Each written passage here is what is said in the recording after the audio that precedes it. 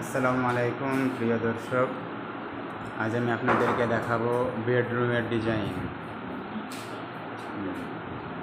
এই যে বেডরুম, এদিকে আলমারি, এই যে আলমারির ডিজাইন, উপরে ওয়ালড্রপ, এটা এইগুলো আলমারি, প্রত্যেকটাতে দুটো করে এভাবে ড্রয়ার আছে।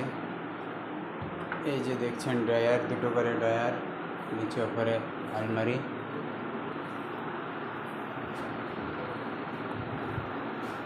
এই যে দরজা, এই পাশে এরকম এটা এই ডিজাইন, ওগুলো সব গ্রুপ আছে।